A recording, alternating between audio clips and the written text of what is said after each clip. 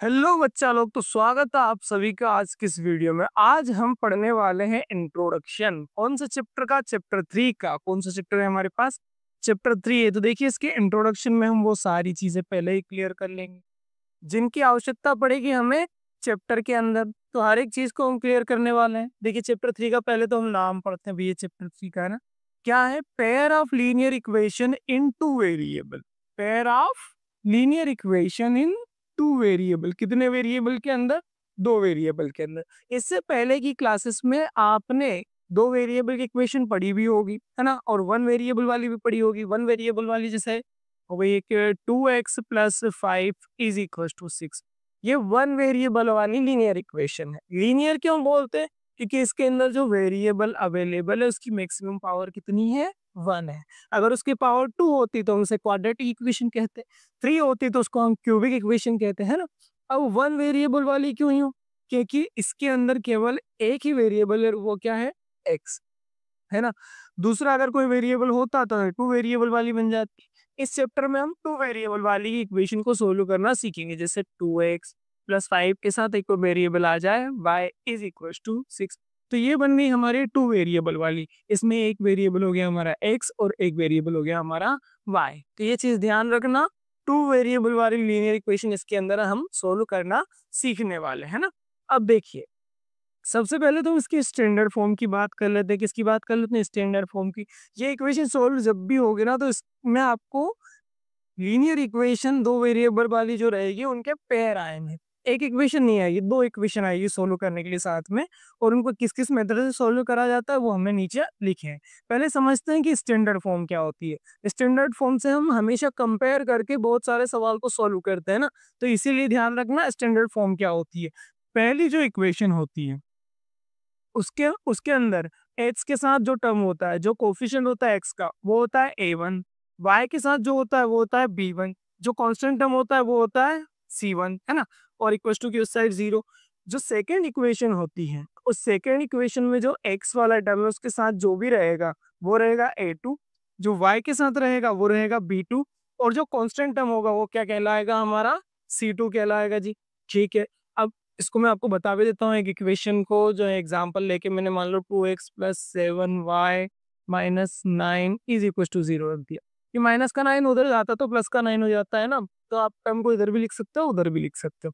यहाँ हम मान लो एक और इक्वेशन ले लेते हैं, 5x minus 2y plus 7 is equal to 0।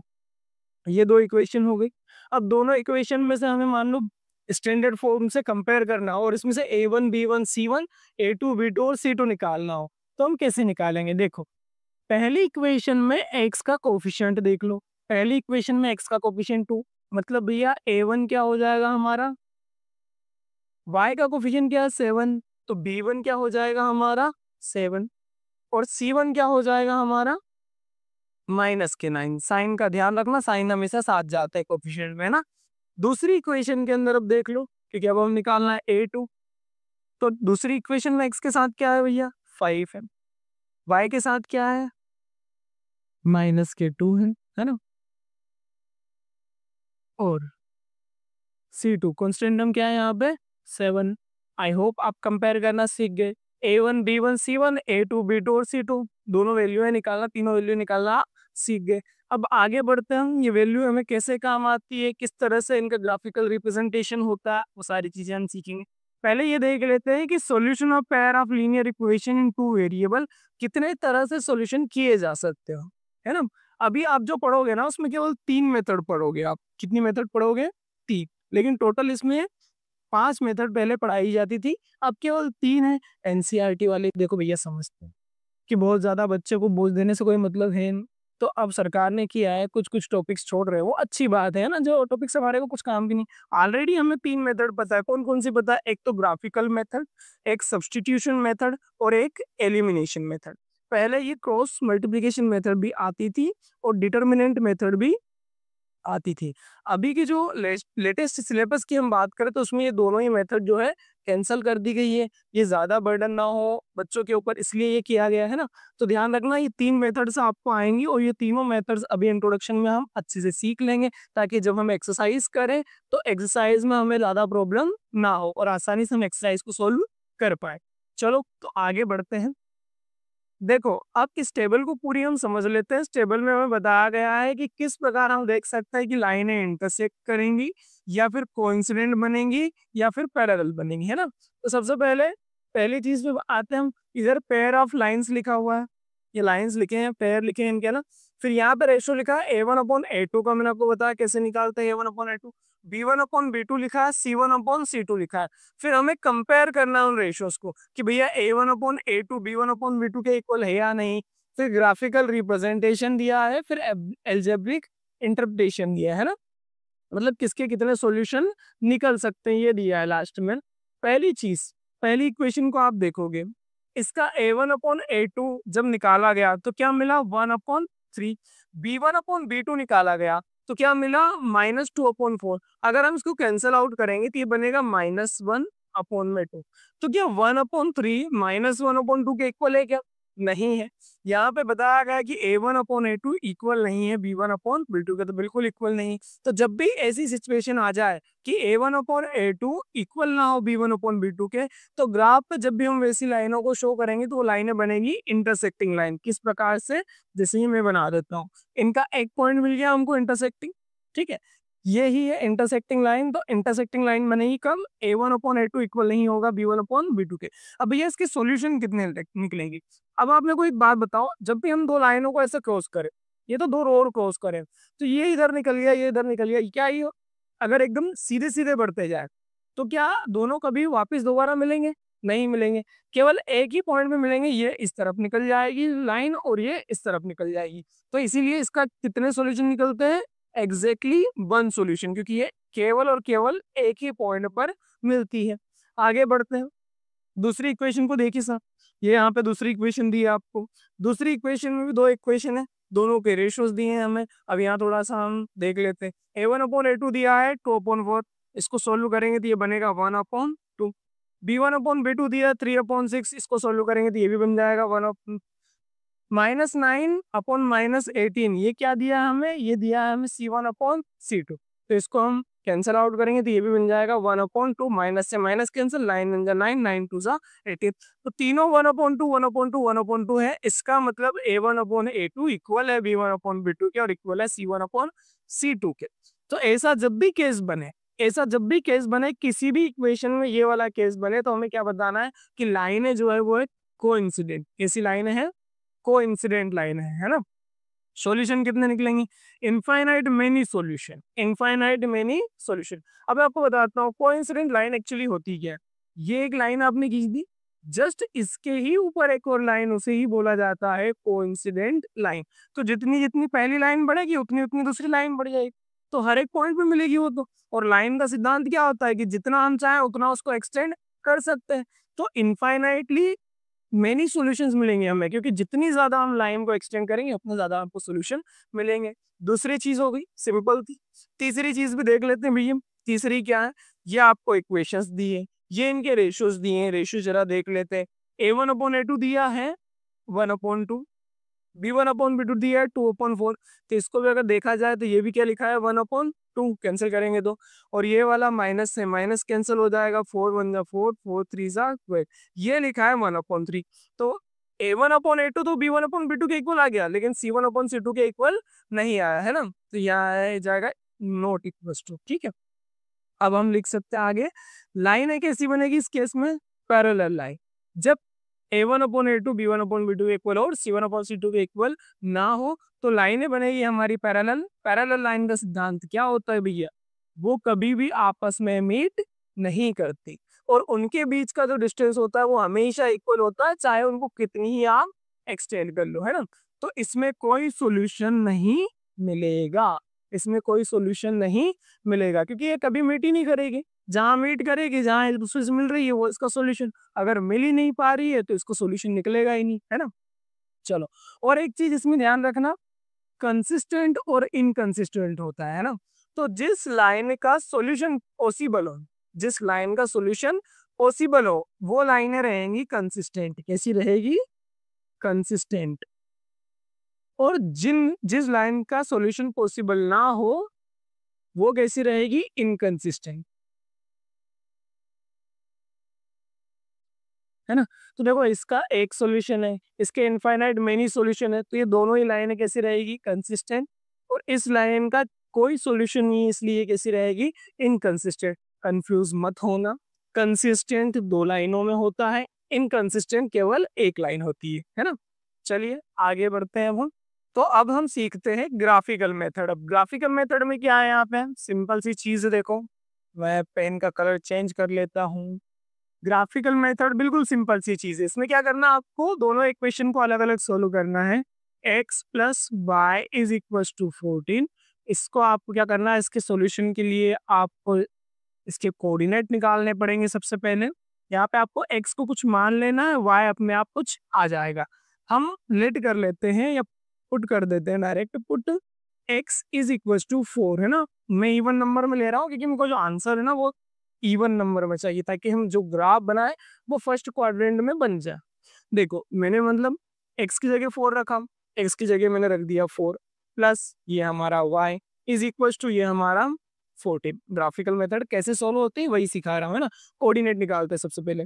4 इधर प्लस का बराबर की उस साइड जाएगा तो क्या हो जाएगा भाई, माइनस हो जाएगा। तो y की वैल्यू क्या आ जाएगी, आपको 10 आ जाएगी। ये 10 आ गया जी, है ना। अब आप एक काम करो, x की जगह 6 रख लो, है ना। तो पुट कर देता हूं मैं, x is equal to 6, x की जगह हो गया 6 plus y is equal to 14। 6 plus का है बराबर के उस साइड जाके माइनस हो जाएगा, तो उधर बनेगा 8, उधर बच गया हमारा 8। सेम सेकेंड इक्वेशन के लिए भी हम कर लेते हैं भाई। सेकेंड इक्वेशन क्या है हमारी, सेकेंड इक्वेशन है हमारी x minus y is equal to 4, है ना। x की जगह आप कुछ रखोगे, y की जगह अपने आप कुछ आ जाएगा। -4 अगर मैं 6 रखूं, अगर माइनस का 6 यानी प्लस का 2 आ जाएगा, ठीक है मैं 6 रख लेता हूँ। Put x is equal to 6। देखो मैं आपको बाद में लॉजिक और अच्छे से समझाऊंगा कि मैं ये बड़ी संख्याएं क्यों ले रहा हूँ, उनकी जगह मैं 0 भी रख सकता था, है ना। बट अगर 0 रखता तो सोचो माइनस का 4 आता इसका आंसर, फिर माइनस का क्वाड्रेंट भी बनाना पड़ता, इसलिए, है ना। x की जगह आप जब 6 रखोगे तो यहाँ आएगा 6 minus y is equal to 4। Minus y इधर बचा, 6 प्लस का है बराबर के उस साइड जाएगा तो माइनस का 6, minus y is equal to minus का 2। माइनस से माइनस कट गया, y की वैल्यू क्या बनी भैया, 2 बन, है ना। फिर अगला टर्म ले लेते हैं, x की जगह 8। देखो 8 लोगे ना तो सीधी सी बात है यहाँ 4 आएगा, और बता भी देता हूँ कैसे आएगा। Put x is equal to 8। अब आपने 8 पुट करा, माइनस में y इज इक्वल टू में कितना है 4। 8 इधर प्लस का है बराबर के उस साइड जाएगा तो माइनस का 8 बराबर इधर माइनस वाई है, तो minus y is equal to बचा -4, माइनस से माइनस कैंसिल, y की वैल्यू आ गई 4, है ना। अब देखो ये दोनों ही इक्वेशन के हमें दो दो सॉल्यूशन मिल गए। अगर दो दो सॉल्यूशन जो हमें मिले हैं, इनको हम क्या करेंगे, इनको हम ग्राफ के ऊपर प्लॉट करेंगे, इनसे इनके ग्राफ बनाएंगे। और लीनियर इक्वेशन का ग्राफ एक सीधी रेखा बनता है, तो दोनों के दो लाइनें बनेंगी और वो लाइनें जहां इंटरसेक्ट करेंगी वही हमारा आंसर होगा, है ना। तो चलिए करते हैं। देखिए तो अभी हमने दोनों इक्वेशन का सॉल्यूशन किया। अब दोनों इक्वेशन को हम ग्राफ के ऊपर प्लॉट करेंगे और इनके दो ग्राफ बनाएंगे। वो ग्राफ जहां एक दूसरे को क्रॉस करेंगे वही इन दोनों इक्वेशन के सॉल्यूशन कहलाएंगे। तो पहली इक्वेशन पे ध्यान देते हैं, यहाँ लिखा x plus y is equal to 14। जहाँ पे मैं x की वैल्यू रखनी पहले कोऑर्डिनेट के लिए 4 और y की रखनी है 10। अब मैंने दो दो की गैप ली, आप चाहो तो दो दो की लो, एक एक की गैप लो, जितना आपको जो उचित लगे जैसे ग्राफ।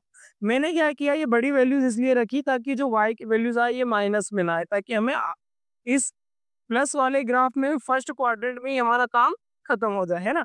जितनी बड़ी वैल्यू आप ऊपर रखोगे, सोच समझ की वैल्यू रखो, जिससे कि दोनों ही वैल्यू है x की और y की, दोनों की कायम आए, पॉजिटिव आए, ताकि हमारा ग्राफ इजीली ड्रॉ हो जाए। देखिए ध्यान दीजिएगा, हमें पहले कोऑर्डिनेट के लिए 4 और 10 लिखना है। x की जगह 4, y की जगह 10। ये पॉइंट कहाँ है, x की जगह 4, ये हमारा x एक्सिस होता है और ये हमारा y एक्सिस।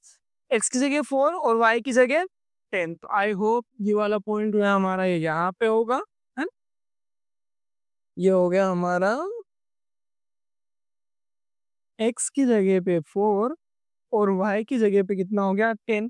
इसका दूसरा पॉइंट देख लो, x की जगह 6 और y की जगह पे 8। ये x की जगह पे 6 और y की जगह पे 8। आई थिंक यहीं पे होगा ये पॉइंट, ठीक है। आगे बढ़ते हैं, इन दोनों को देखिए मिलाना है आपको एक सीधी रेखा से, तो एक सीधी रेखा ड्रॉ कर लेते हैं। हमारे पास तो क्या है, टेक्नोलॉजी है, तो हम सीधी रेखा को ऐसे ड्रॉ कर सकते हैं। देखिए अभी ये सीधी रेखा ड्रॉ नहीं हुई है दोस्तों, ऐसा नहीं समझना, हो गई है ये, हमने अब सिलेक्ट करी है, अब सिलेक्ट हुई है, तो अब सिलेक्ट हुई है, तो अब यहाँ से सीधी रेखा ड्रॉ हो जाएगी। कितनी दूर खींचना है सर? देखो यार इतनी खींच लो कि अपने लगेगा हाँ सोल्यूशन आ जाएगा ना।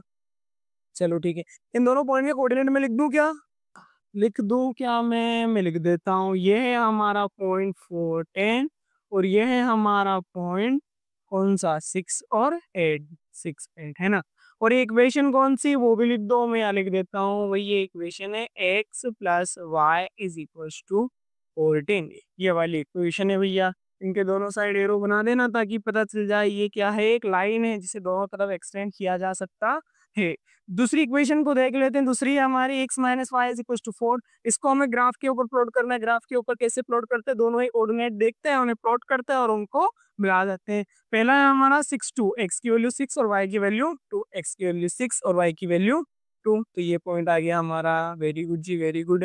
दूसरा पॉइंट क्या है, 8 4, x की जगह पे 8 और y की जगह पे 4, आई थिंक ये वाला पॉइंट आ गया। अब हमारे को कौन सी लाइन खींचनी, भाई सीधी लाइन खींचनी, कहाँ से मिलेगी, ये शेप में से मिल जाएगी भैया। ये लाइन हम यहाँ से ड्रॉ कर लेते हैं ना, यहाँ से ड्रॉ कर लेते हैं, ये पॉइंट मिलाया, ये पॉइंट मिलाया और इसे मिलाते हुए सीधे निकल गए। तो ये एरो बना देता हूँ मैं दोनों साइड में, और दोनों ही पॉइंट का नाम भी हम लिख देते हैं। ये जो हमारा पॉइंट है ये हमारा है x की जगह 6 और y की जगह पे 2, और ये जो हमारा पॉइंट है ये है x की जगह पे 8 और y की जगह पे 4, x की जगह पे 8 और y की जगह पे 4। तो ये हो गया। अब जिस पॉइंट पे ये मिले हैं, जिस पॉइंट पे ये मिले हैं, ब्लू कलर से पॉइंट को बना देता हूँ, जिस पॉइंट पे मिलेंगे ये इसका सॉल्यूशन होगा। अब भाई सॉल्यूशन होगा तो देख लो ना।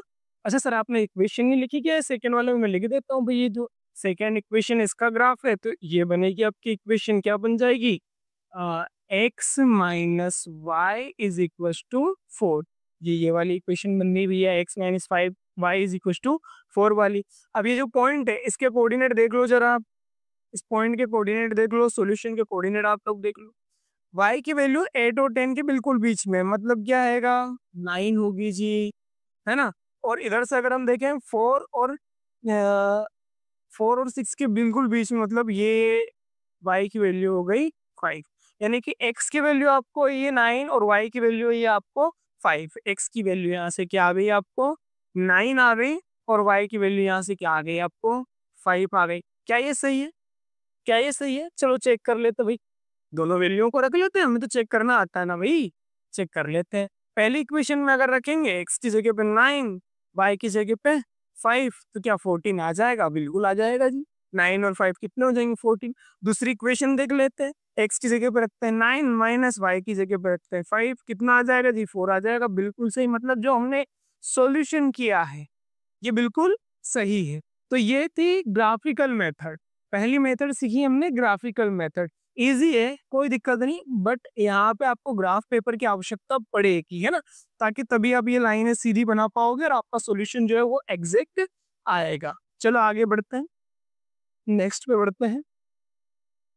नेक्स्ट जो मेथड है हमारी वो है सब्स्टिट्यूशन मेथड। कौन सी मेथड है, सब्स्टिट्यूशन मेथड। सब्स्टिट्यूशन से नाम से ही समझ में आता है किसी एक वेरिएबल की जगह सब्स्टिट्यूट करके कुछ और वेरिएबल लिखना, एक वेरिएबल को सब्स्टिट्यूट करके उसकी जगह पे कुछ और लिखना। तो देखो सबसे पहले इस इक्वेशन में ध्यान देना, वही काम हमें करना है, इनका नाम देना है। क्या करना है, इक्वेशन का नाम देना है। इसको नाम दे दो, ये है हमारी इक्वेशन नंबर 1, ये है हमारी इक्वेशन नंबर 2, है ना, इक्वेशन नंबर 2। तो चलो सोल्व करते हैं।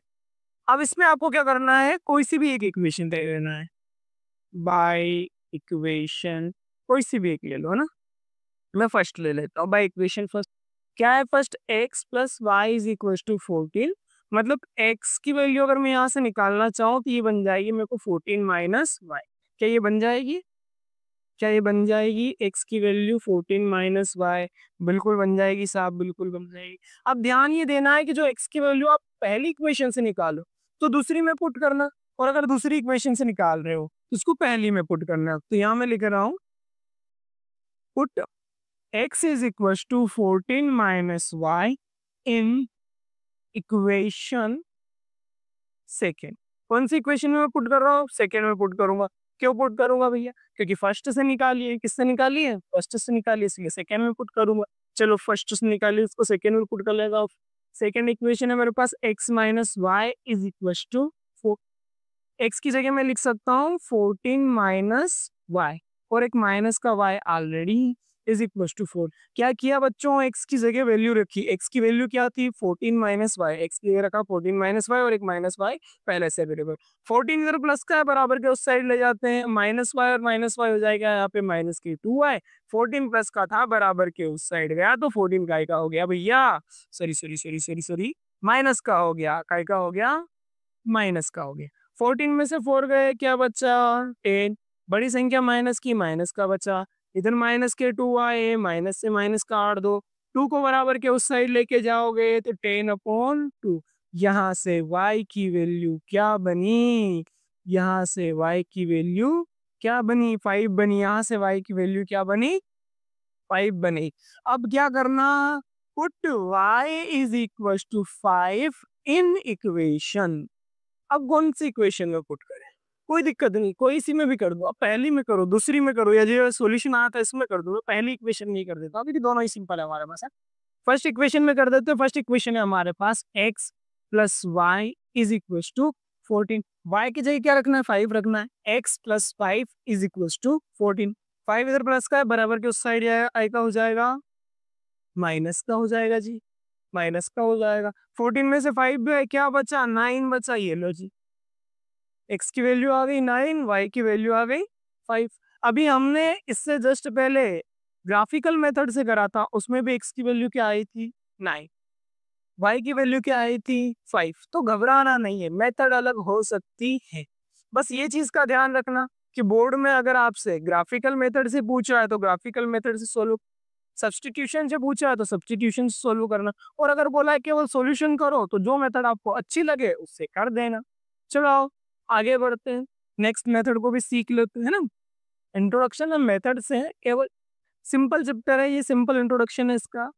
केवल हमें मेथड सीखनी है। तीसरी और लास्ट मेथड है ये भी आपको सिखा देता हूँ। देखो एलिमिनेशन मेथड। कौन सी मेथड है? एलिमिनेशन। एलिमिनेशन वर्ड से हमें क्या समझ में आता है कि कोई भी एक चीज गायब हो जाएगी, कोई भी एक चीज एलिमिनेट हो जाएगी, खत्म हो जाएगी, यानी कि एक वेरिएबल कोई सा भी इसके अंदर खत्म हो जाएगा। तो कैसे होगा? देखो, जब भी ध्यान रखना इन दोनों इक्वेशन को, जब भी आप देखो एलिमिनेशन मेथड, तो इस चीज का ध्यान रखना कि इनमें कोई एक वेरिएबल का टर्म सेम होना चाहिए। कोई एक वेरिएबल का टर्म सेम होना चाहिए। जैसे यहाँ पे x और x बिल्कुल सेम, y और या माइनस वाई है ना, तो ये माइनस करके भी सोल्व हो जाएगा मतलब इसका, और प्लस करके भी बताऊंगा कैसे।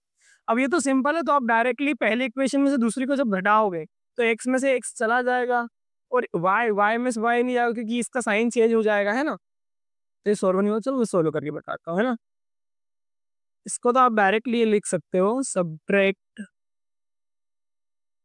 इक्वेशन फर्स्ट फ्रॉम इक्वेशन से, क्योंकि इसमें एक टर्म मेरे को सेम दिख रहा है, ये एक से है, ये एक से, दोनों सेम है, तो इसका मतलब एलिमिनेट हो जाएगा। देखो माइनस करने भी कैसे होगा, अभी मैं करके बता देता हूँ। मैं इक्वेशन फर्स्ट को सेकंड में से घटा रहा हूँ, जो लिखो वही करना, जो लिखो वही करना। सेकंड इक्वेशन में से घटाना है मेरे को। कौन सी इक्वेशन? फर्स्ट इक्वेशन घटाना है भैया। ध्यान देना, आप जब भी माइनस करते तो साइन हो जाते हैं सबके चेंज।